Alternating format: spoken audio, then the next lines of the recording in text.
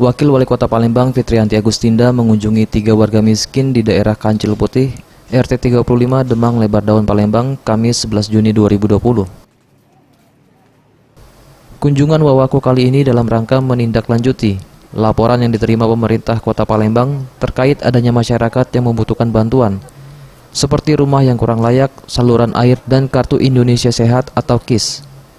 Kedatangan Wakil Wali Kota Palembang ini guna memberikan bantuan, melihat kondisi warga juga mendengar secara langsung keluhan yang dirasakan warga. Fitrianti mengatakan keluhan warga yang diterima nantinya akan ditindaklanjuti sesegera mungkin.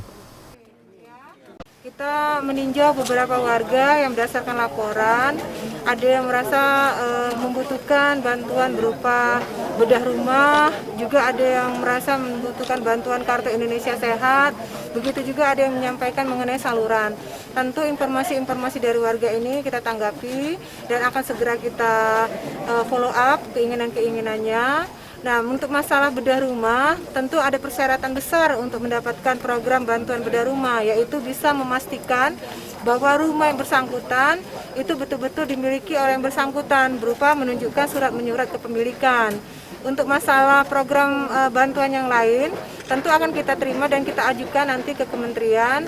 Mudah-mudahan memang sesuai dengan harapan, ada beberapa warga yang akan bisa kita berikan bantuan untuk program-program keluarga harapan.